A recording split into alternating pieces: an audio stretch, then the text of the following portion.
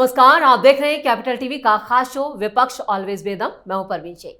SIR पर चुनाव आयोग और विपक्ष आमने सामने है। दोनों की जंग से सियासी उबाल आ चुका है। राहुल गांधी ने चुनाव आयोग पर गंभीर आरोप लगाए। उन्होंने कहा कि वोट की चोरी हो रही है और उनके पास इसका एटम बम जैसा सबूत है।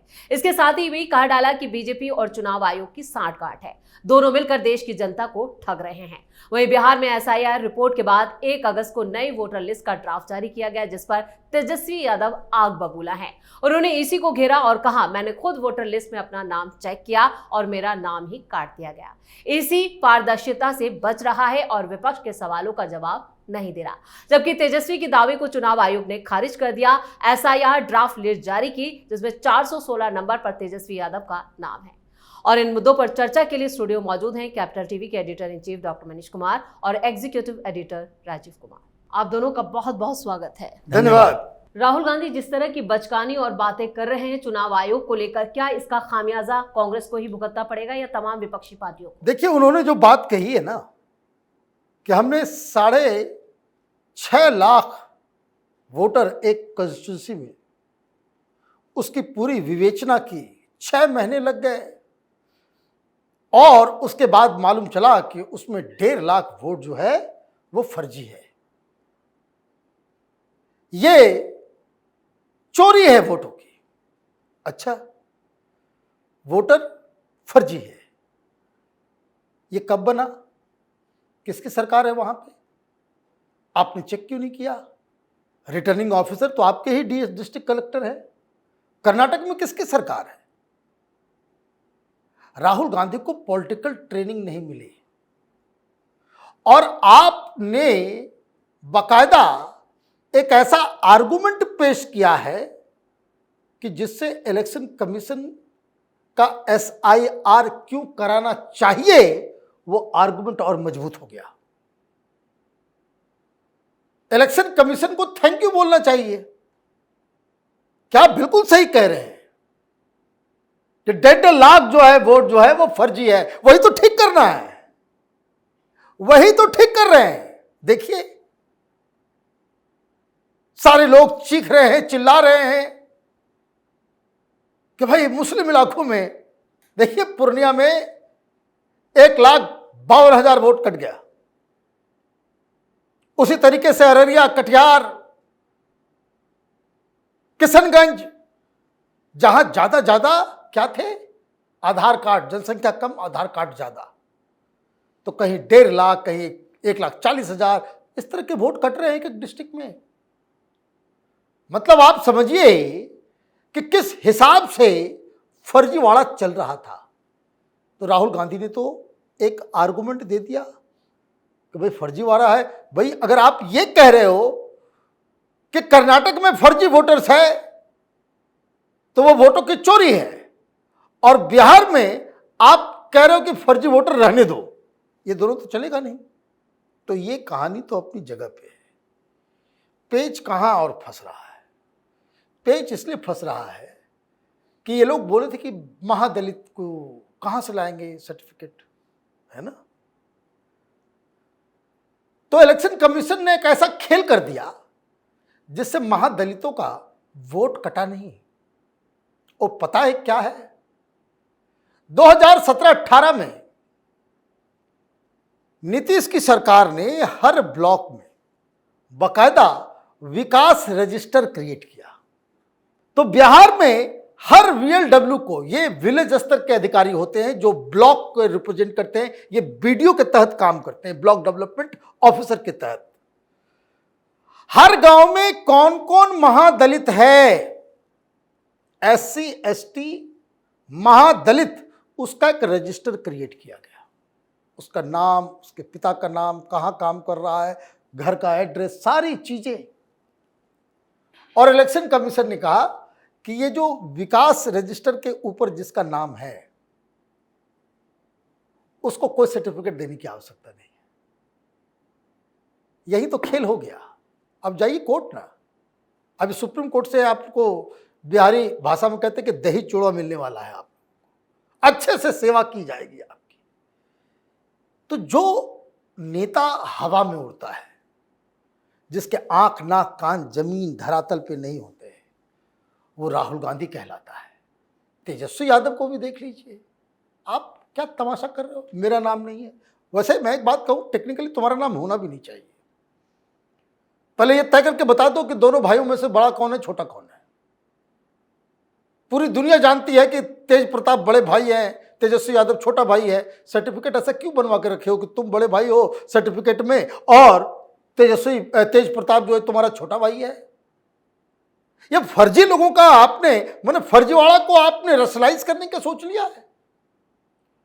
तो मुसलमानों का वोट कट रहा है, महादलित जो नीतीश कुमार के वोटर हैं उनका वोट कटा नहीं, तो इधर दर्द तो होना लाजमी है। बिल्कुल। जिस राहुल गांधी जिस एटम बम की बात कर रहे हैं, वो एटम बम दिखा क्यों नहीं रहे? क्योंकि उस पर घमासान सबसे ज्यादा। देखिए, एटम बम तो दिखा दिया, अब यही एटम बम की तो बात कर रहे थे। ये कर्नाटक के अंदर 6.5 लाख में से 1.5 लाख फर्जी वोटर निकले, इसी एटम बम की चर्चा कर रहे थे। उसी के लिए पार्सल किया गया, वहां से सिद्धारमैया से बातचीत की गई, डीके शिव कुमार से बातचीत की गई, उन लोगों ने पूरी लिस्ट सौंपी और राहुल गांधी को लगा कि ये एटम बम मिल गया है। लेकिन ये एटम बम फूटा तो पटाखे से भी कम आवाज हुई और वही खुद गिर गए कि भाई 1.5 लाख वोटर, 1.5 लाख वोटर। ये फर्जी वोटर ने कब नहीं वोट दिया? क्या 2023 के कर्नाटक विधानसभा चुनाव में ये फर्जी वोटर वोट नहीं दिया?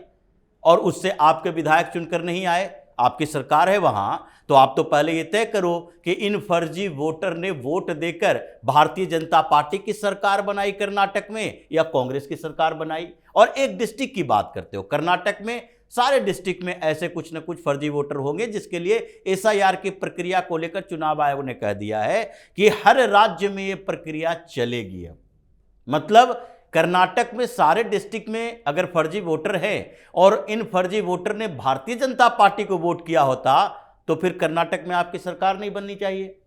ये सरकार तो आपकी बन गई।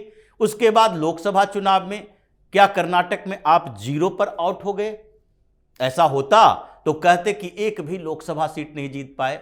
आपका परफॉर्मेंस कमजोर हुआ, आपको 0 पर आउट होना चाहिए था। मध्य प्रदेश की तरह साफ हो जाना चाहिए था। मध्य प्रदेश से तो कोई रिकॉर्ड लेके जीतू पटवारी आया नहीं। ये तो बताना चाहिए इनको। ये बार बार कह रहे, देखिए मध्य प्रदेश में एक भी सीट नहीं आई, बड़ा आश्चर्य हुआ। क्यों आश्चर्य हुआ? आश्चर्य होने से पहले आप कमलनाथ को बुलाकर पूछते, दिग्विजय सिंह को बुलाकर पूछते, ज्योतिरादित्य सिंधिया से उस समय बात करते कि भाई आप वहां की व्यवस्थाएं देखो, ये बाहर जाने के पहले, कि भारतीय जनता पार्टी ज्वाइन करने से पहले समझाने की कोशिश करते।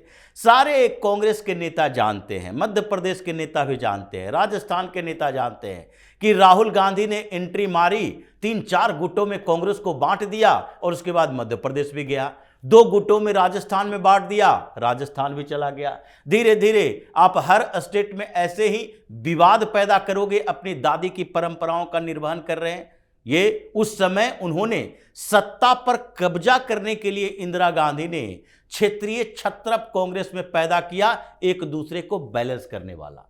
वो चाहती थी कि अगर कोई एक मुख्यमंत्री को ज्यादा समय दे देंगे स्टेट में, वो स्टेट का लीडर बन जाएगा और उसके बाद फिर केंद्र की कमांड में नहीं रहेगा। इसलिए बैलेंस करने के लिए 3-4 लीडर वैसे ही पैदा करते थे, वो सत्ता बनाए रखने के लिए। उसके बाद कांग्रेस ने उस परंपरा को छोड़ दिया कुछ समय के लिए, तो ममता बनर्जी पैदा हो गई, शरद पवार पैदा हो गए। अब राहुल गांधी को लगने लगा कि हम भी वही करें, चारों तरफ वैसे ही पैदा कर दे, डीके शिव कुमार, सिद्धारमैया, ये सचिन पायलट, अशोक गहलोत, ये कमलनाथ और नकुलनाथ और उधर दिग्विजय सिंह, और ये सारे लोगों को लड़ा दिया। और लड़ाने के बाद मिला क्या? रिजल्ट जब सामने आया तो पता चला कांग्रेस साफ हो रही है। तो आप उस पर विचार नहीं करोगे और बताओगे कि देखो वोट चोरी करके चुनाव आयोग दे रहा है। राहुल गांधी के ब्लंडर को देखिए, वो खुद बता रहे हैं 2014 में ही हमें शक हो गया था। क्यों शक हो गया था? 2014 में गुजरात के मुख्यमंत्री रहते हुए नरेंद्र मोदी क्या चुनाव आयोग में नियुक्ति करवा रहे थे? कि मनमोहन सिंह से पूछो कि कैसे चुनाव आयुक्तों को लाकर रख दिए थे जो मोदी के लिए काम कर रहा था।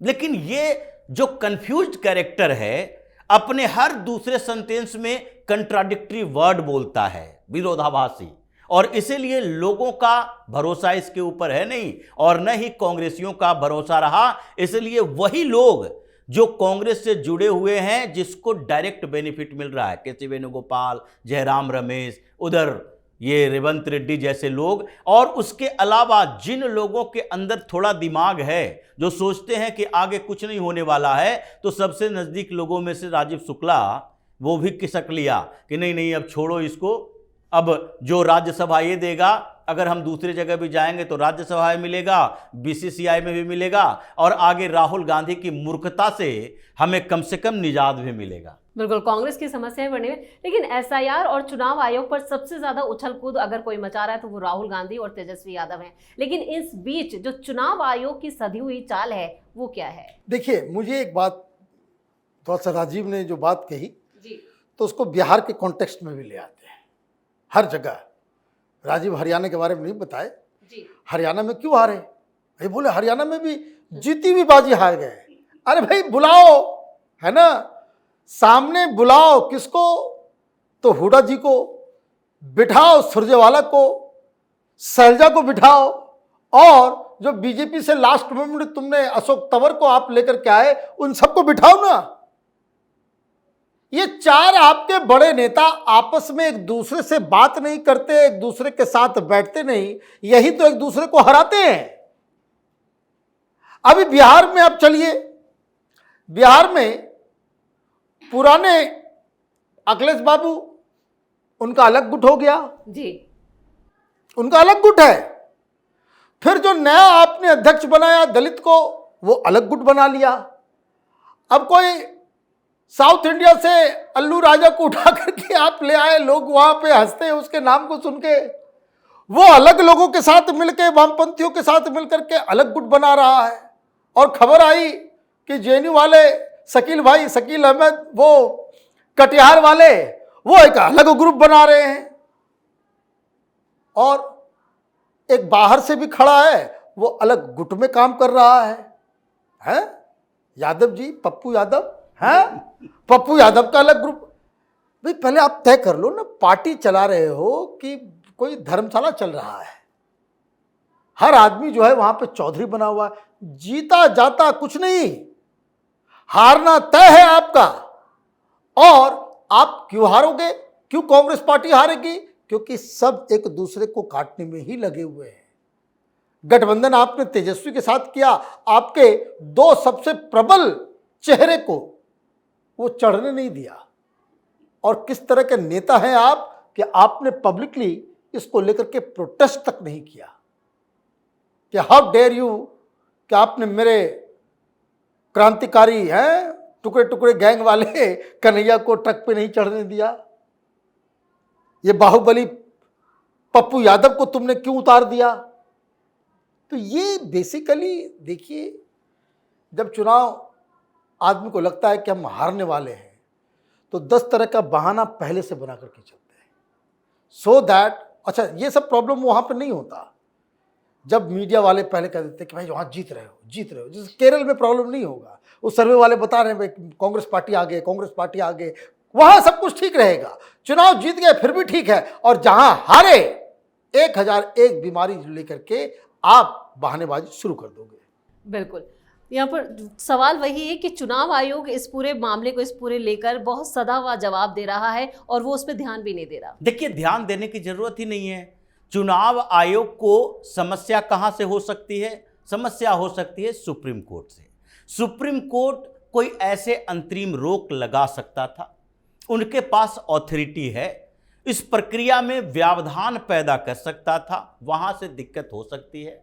लेकिन अगर आप पब्लिक सेंटीमेंट के आधार पर चुनाव आयोग को दबाने की कोशिश करोगे तो चुनाव आयोग तो दबने वाला नहीं है। वो दबेगा तब जबकि आप जो बोलते हो वो सच में साबित हो जाए। साबित होने का मतलब क्या है कि आप कहते हो कि भारतीय जनता पार्टी और चुनाव आयोग के बीच सांठगांठ है और आप प्रेशर बना रहे हो चुनाव आयोग पर, तो भारतीय जनता पार्टी का शीर्ष नेतृत्व चुनाव आयोग में इंटरफेयर करना शुरू कर दे। बिहार में आप कहते हो सरकार आपकी है, आप गड़बड़ी कर रहे हो, नीतीश कुमार दबाव में आ जाए और अधिकारियों को बोल दे। जब नीतीश कुमार से सहमति है, जब पीएम मोदी सीधे तौर पर कह चुके हैं ये आलतू फालतू बातों से हमें नुकसान नहीं हो रहा है, चुनाव आयोग को क्या नुकसान होगा, तो फिर चुनाव करवाना जिसे है वो ये क्यों देखे कि परिणाम क्या आने वाला है।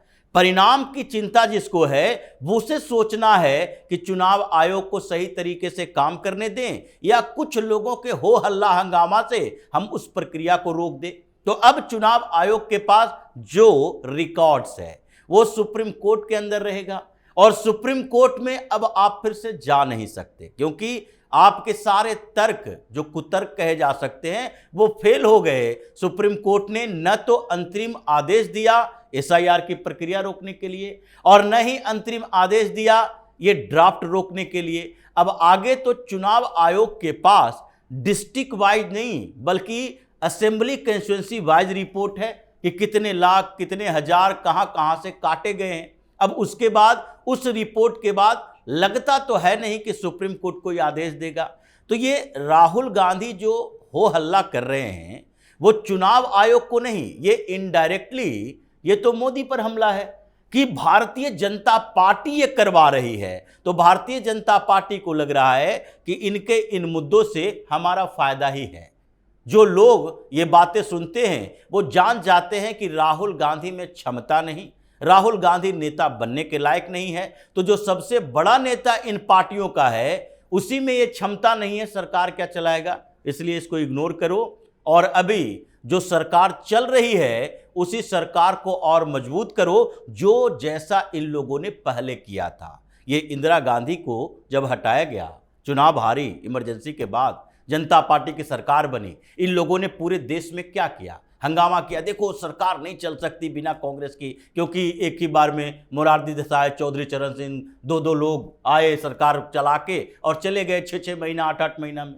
तो ऐसी स्थिति में कांग्रेस ने कहा कि सरकार तो कांग्रेस ही चला सकती है। लोगों ने भरोसा कर लिया कि नहीं ये दूसरी पार्टियों को देते हैं, वो 6 महीना 3 महीना में फिर उपचुनाव हो जाता है। वही स्थिति अभी हो गई है। लोगों को भरोसा हो गया है कि सरकार तो मोदी ही चला सकते हैं, ये राहुल गांधी के बस में नहीं है। इसलिए इसके हर बार जितनी बार ये ऐसे सवाल उठाते हैं मोदी की विश्वसनीयता और उनकी मजबूती बढ़ती है, उनका वोट आधार बढ़ता है। इसलिए चुनाव आयोग को भी फर्क नहीं पड़ेगा, न भाजपा को फर्क पड़ेगा, फर्क केवल पड़ेगा विपक्ष को, जिसके के कारण राहुल गांधी के कारण जो धीरे धीरे इनसे बाहर आ रहा है। इंडी अलायंस के अंदर ही ये गड़बड़ियां पैदा हो रही है, विस्फोट हो रहा है, पार्टियां छोड़ छोड़कर बाहर जा रही है। इस तमाम जानकारी के लिए और सटीक विश्लेषण के लिए आप दोनों का बहुत बहुत धन्यवाद। धन्यवाद। चुनाव आयोग और वोटर लिस्ट में गड़बड़ी पर राहुल गांधी ने दावा किया कि उनके पास एटम बम है जो चुनाव आयोग को गायब कर देगा, लेकिन ये सबूत राहुल गांधी सुप्रीम कोर्ट में क्यों नहीं दिखाते।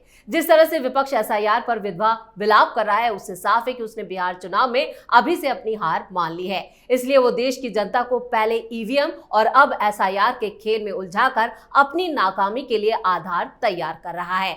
और विपक्ष पूरी तरह से इस पूरे मुद्दे पर भी पूरी तरह से बेदम नजर आ रहा है। इस खास शो में इतना ही। वीडियो कैसा लगा कमेंट करके अपनी राय जरूर दें। वीडियो को लाइक करें, शेयर करें और कैपिटल टीवी को सब्सक्राइब जरूर करें। धन्यवाद।